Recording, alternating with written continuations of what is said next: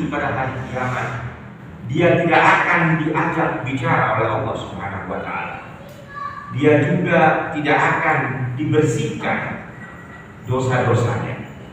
Kemudian Allah juga tidak ingin memandang dia. Bahkan sebaliknya Allah akan memberikan azab yang pedih. Kepada siapa Allah tidak akan berbicara? Kepada siapa Allah tidak akan membersihkan dosa-dosanya? Kepada siapa Allah tidak akan memandang wajah orang-orang itu pada hari kiamat? Yaitu kepada 3 orang. Yang pertama, Syekhun Zani, orang tua yang berzina. Dia sudah tua, sudah seharusnya tobat, sudah seharusnya mempersiapkan bekal, tetapi masih melakukan perbuatan maksiat. Padahal dia sudah tidak gagah lagi. Kalau masih muda masih pantas, masih punya gairah, masih punya hawa nafsu yang kuat. Ini sudah tua, tapi kelakuannya begitu. Maka orang ini tidak diajak bicara oleh Allah pada hari kiamat. Juga tidak dibersihkan dosanya. Padahal seorang yang beriman, orang-orang mukmin itu berharap sekali pada hari kiamat nanti Allah tidak mengazab dia atas dosa-dosanya. Pengennya dosa-dosa itu dibersihkan oleh Allah, dihapus oleh Allah, tidak diperhitungkan. Tetapi kepada 3 orang ini dosa-dosa itu tidak dibersihkan alias tidak diampunkan. Yang kedua, kepada Malikun Kadzdzab, ya, raja penguasa yang berdusta. Seorang raja penguasa yang dia berdusta, kelak pada hari akhirat dia tidak akan diajak bicara oleh Allah, tidak akan diampuni dosa-dosanya, dan juga tidak akan dipandang oleh Allah Subhanahu wa taala. Kemudian yang terakhir, kepada wa'adun mustaqbil, yaitu kepada orang-orang yang menyombongkan diri. Kepada orang-orang yang menyombongkan diri, sama perlakuan Allah seperti terhadap orang tua yang berzina, dan juga kepada penguasa atau raja yang melakukan kebohongan. Jadi itu poin penting. Ketika kita bertawadhu, rendah hati, maka hal ini tidak ada pada kita. Ketika sudah tua, kita makin dekat kepada Allah Subhanahu wa taala. Kenapa? Karena makin dekat sudah mau pulang. Perbanyak amal soleh, perbanyak menuntut ilmu-ilmu agama, sehingga dalam beribadah tidak cuma sebatas menggugurkan kewajiban, tetapi sudah menghadirkan jiwa di dalam beribadah.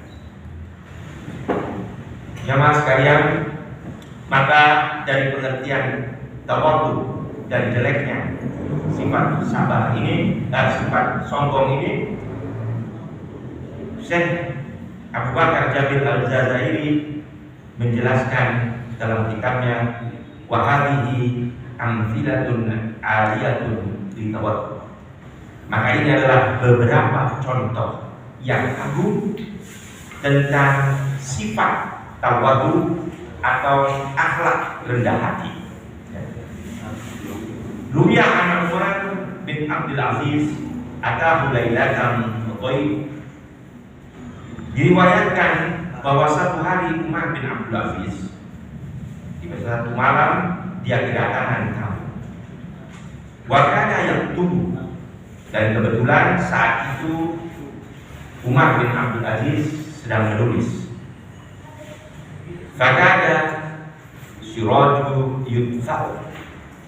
Kemudian didapati bahwa lampu pijarnya sudah mulai redup. Faqala baik, maka tamunya itu berkata kepada Umar bin Abdul Aziz, "Aqumu ila misbahi fa uslihu." Kalau begitu aku akan berdiri dan kemudian memperbaiki lampu tadi. Faqala, maka Umar bin Abdul Aziz berkata, "Laisa min karami rajulu an yastaqdima dhaifahu."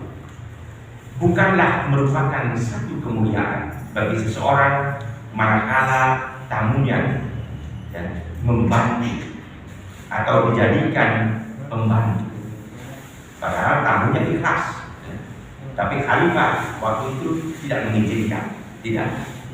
Faqala baik, maka kemudian tamunya berkata, "Idzan unabbi'u ululah." Kalau begitu aku akan bangunkan seorang pemuda. Nah, yang dimaksud adalah karyawan atau pembantunya yang ada di sini. Faqala Umar, "Innaha awalu naumatin, nama'aha fala tunafik." Sesungguhnya dia baru saja tidur, maka jangan kau bangunkan. Wa tahaba ilayya baqati wa mala'al misbahi zaid. Maka kemudian Umar bin Abdul Aziz bangkit, pergi mengambil botol minyak dan kemudian menambahkan minyak pada lampu tadi. Walamma qala dhaifu, maka kemudian tamunya tadi berkata, "Kunta anta binafsika ya Amirul Mukminin." Engkau melakukannya dengan seorang diri, wahai Amirul Mukminin. Ajabahu qailan. Maka kemudian Umar memberikan jawaban yang jawaban ini membuat terkejut tamunya. Zahabtu wa ana Umar. Aku pergi dan aku ini tetap Umar. Wa raja'tu wa ana Umar.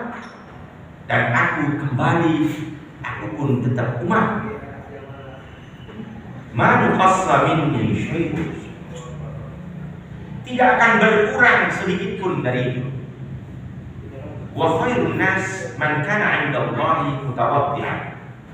Dan sebaik-baik manusia di sisi Allah adalah orang yang rendah hati.